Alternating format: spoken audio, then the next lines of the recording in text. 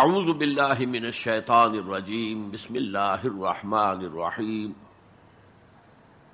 لو انزلنا هذا القرآن على جبل لرأيته خاشعا متصدعا من خشية الله وتلك الامثال نضربها للناس لعلهم يتفكرون صدق اللہ العظیم رب اشرح لي صدری ویسر لي امری واحلل عقدۃ من لسانی یفقهوا قولی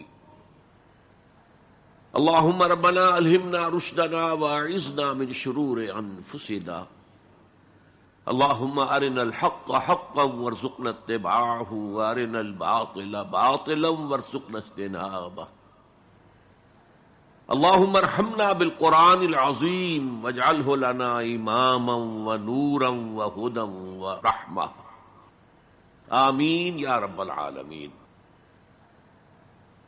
معزز حاضرین اور محترم خواتین، السلام علیکم ورحمۃ اللہ وبرکاتہ۔ عظمت قرآن، سب سے پہلی بات یہ سمجھیے کہ قرآن کی عظمت سے جیسے کہ وہ کما حقہ ہے، یا صرف اللہ واقف ہے اور یا اللہ کا رسول صلی اللہ علیہ وسلم۔ قدر گوہر شاہ داند یا بداند گوہری، کسی ہیرے اور موتی کی قدر کو یا بادشاہ جانتا ہے جو ہیروں میں اور موتیوں میں کھیلتا ہے، اور یا جوہری جانتا ہے۔ اس اعتبار سے عظمت قرآن یا تو اللہ تعالی کے علم میں ہے اور یا محمد الرسول اللہ صلی اللہ علیہ وسلم کے علم میں۔ ہم تو ظاہر بات ہے کہ جو کچھ اللہ نے فرمایا اور جو کچھ اللہ کے رسول نے فرمایا اس کے مطالعے سے کچھ خوشہ چینی کر سکتے ہیں۔ تو میں سب سے پہلے قرآن حکیم کے 5 مقامات سے آپ کے سامنے عظمت قرآن کا بیان رکھنا چاہتا ہوں،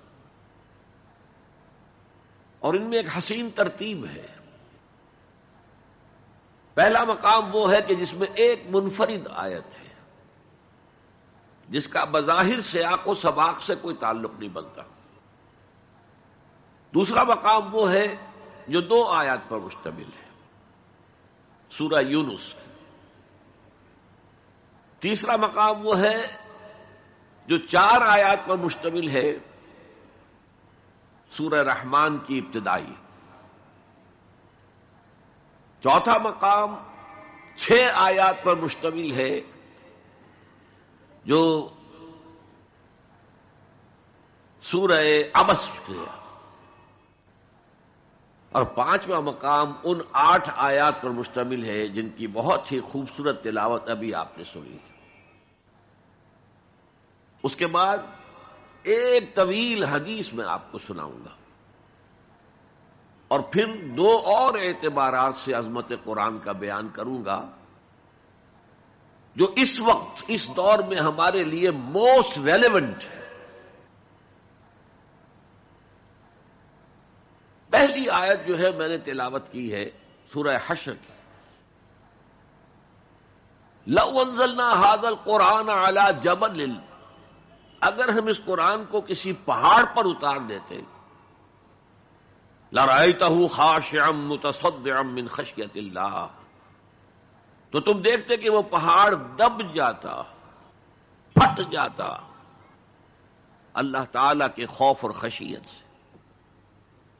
وَتِلْكَ الْأَمْثَالُ نَضْرِبُهَا لِلنَّاسِ، اور یہ مثالیں ہیں جو ہم لوگوں کے لیے بیان کرتے ہیں، لعلہم یتفکرون، شاید کہ وہ تفکر کریں، غور و فکر کریں۔ قرآن مجید میں وہ مضامین جو بہت لطیف ہوتے ہیں، بہت لطیف ہوتے ہیں، جن کا ادراک عام انسانی عقل سے ماورا ہے، اس کے لیے تمثیلیں بیان کی جاتی ہیں۔ ما لا یدرک کلہ لا یترک کلہ، اگر وہ مضمون بتمام و کمال سمجھ میں نہیں آ سکتا تو کچھ تو آ جائے تمثیل کے حوالے سے، اگر غور و فکر کریں گے تو بات سمجھ میں آ جائے گی۔ اب اس تمثیل کے حوالے سے سب سے اہم مقام جو ہے قرآن مجید کے اس اصول کے تحت کہ القرآن یفسر بعضہ بعضا، قرآن کا ایک حصہ دوسرے حصے کی تفسیر کرتا ہے۔ سورہ اعراف میں یہ واقعہ مذکور ہے کہ جب حضرت موسیٰ علیہ السلام کوہ طور پر گئے تورات لینے کے لیے، تو وہاں انہوں نے اللہ سے ایک خواہش کا، ایک درخواست کا اظہار کیا۔ مخاطبہ اور مکالمہ تو اس سے پہلے بھی ہو چکا تھا، اب یہ شوق رب ارنی انظر الیک، پروردگار اب دیدار بھی عطا فرما دے۔ پردے کے پیچھے سے بات تو ہوتی رہی ہے اور ہو رہی ہے، لیکن دیدار بھی عطا کر دے۔ اللہ نے فرمایا لن ترانی، تم مجھے ہرگز نہیں دیکھ سکتے، ولکن انظر الی الجبل، لیکن وہ سامنے والے پہاڑ پر نگاہ جماؤ، فإن استقر مکانہ فسوف ترانی، اگر وہ اپنے مقام پر قائم رہ جائے، ہم اپنی ایک تجلی اس پر ڈالیں گے، اگر وہ جھیل جائے اس تجلی کو تو تم بھی سوچنا کہ ہمارا دیدار کر سکو گے۔ فلما تجلی ربہ للجبل، جب اللہ نے اپنی تجلی ڈالی اس پہاڑ پر، جعلہ دکن، تو وہ پھٹ گیا، ریزہ ریزہ ہو گیا۔ وخر موسیٰ صعقا، اور حضرت موسیٰ بے ہوش ہو کر گر گئے۔ حالانکہ تجلی براہ راست حضرت موسیٰ پر نہیں تھی، تجلی پہاڑ پر تھی، اور حضرت موسیٰ بالواسطہ اس تجلی کا مشاہدہ کر رہے تھے، لیکن اس تجلی کا نتیجہ کیا نکلا؟ پہاڑ پھٹ گیا، ریزہ ریزہ ہو گیا، اور حضرت موسیٰ بے ہوش ہو کر گر گئے۔ اب یہ واقعہ ہے، وہاں تو تمثیل بیان ہوئی ہے اور یہ واقعہ ہے۔ تو جو اثر اللہ تعالی کی ذات کی تجلی کا ہے، وہی اثر اللہ کی جو صفت ہے کلام، اس کی تجلی کا ہے۔ اس لیے کہ صفت کس کی ہے؟ اللہ کی ہے صفات ذات حق، حق سے جدا یا عین ذات، متکلمین اس مسئلے کا حل ہی نہیں کر پائے۔ کلام اللہ کی صفت ہے، اس کی صفت کی بھی وہی تاثیر ہے۔ یہ آیت قرآن مجید کی عظمت کو واضح کرتی ہے، جیسے کہ وہ ہے فی نفسہ ہی۔ اب دیکھیے کوئی چیز بہت عظیم ہے، بہت عظیم ہے، بہت عظیم ہے، اگر مجھے اس سے کوئی فائدہ نہیں تو مجھے اس سے کوئی دلچسپی نہیں ہوگی۔ تو اب جو دوسرا مقام میں آپ کو سنا رہا ہوں، یہ سورہ یونس کی 2 آیات ہیں۔ یہ ترتیب میں نوٹ کرا چکا ہوں، 1 آیت، 2 آیتیں، 4 آیتیں، 6 آیتیں، 8 آیتیں۔ فرمایا یا ایھا الناس قد جاءتکم موعظۃ من ربکم وشفاء لما فی الصدور وہدی ورحمۃ للمؤمنین قل بفضل اللہ وبرحمتہ فلذلک فلیفرحوا ھو خیر مما یجمعون۔ اے لوگو، تمہارے پاس آ گئی ہے نصیحت، موعظت تمہارے رب کی طرف سے۔ وہ صرف موعظت نہیں ہے، سینوں کے اندر جو روگ ہیں، جو امراض ہیں، ان کا علاج بھی ہے، شفا بھی ہے۔ شفاء لما فی الصدور۔ تیسرے درجے میں وہ ہدایت ہے، وہ بتاتی ہے کدھر جاؤ کدھر نہ جاؤ۔ جیسے آپ نے دیکھا ہوگا پہاڑی راستوں پر قدم قدم کے اوپر کوشن ہوتا ہے، یہاں سپیڈ کم کر لو ورنہ تم کسی کھائی میں جا گرو گے۔ تو یہ ہدایت کیا ہے؟ دیکھو ادھر مت جانا، ادھر جاؤ، اگر ادھر جاؤ گے تمہارا سارا معاملہ تلپٹ ہو جائے گا۔ یہ ہے ہدایت۔ اور جو چیز دنیا میں ہدایت ہے وہ آخرت میں رحمت ہے، ہدی ورحمۃ للمؤمنین۔ اب میں چاہتا ہوں ان 4 الفاظ میں جو ربط ہے اسے سمجھیں۔ دیکھیے اگر کسی ایسی زمین پر بارش برسے جو اوپر سے بہت سخت ہے تو پانی بہہ جائے گا، زمین میں جذب نہیں ہوگا تو کوئی رویدگی پیدا نہیں ہوگی. اگر دل سخت ہیں تو قرآن مجید ان پر کوئی اثر نہیں کرے گا. اس کے لیے سب سے پہلے موعظہ کی ضرورت ہے، وعظ کی ضرورت ہے، نصیحت کی ضرورت ہے، تاکہ دل نرم پڑ جائے. انسانی دل جب سخت ہوتے ہیں تو ان کی سختی چٹانوں سے زیادہ ہوتی ہے. سورہ بقرہ میں فرمایا ثم قست قلوبکم فہی کالحجارۃ او اشد قسوہ. یہودیوں سے خطاب ہے. ثم قست قلوبکم من بعد ذلک فہی کالحجارۃ او اشد قسوہ. اے بنی اسرائیل، تمہارے اس طرز عمل کے نتیجے میں تمہارے دل سخت ہو گئے اور اب وہ پتھروں سے زیادہ سخت ہیں. لہذا سب سے پہلے ضرورت کیا ہے؟ دل کی زمین کو نرم کیا جائے، اس میں ہل چلایا جائے. یہ کام ہے موعظہ کا، وعظ کا، نصیحت کا.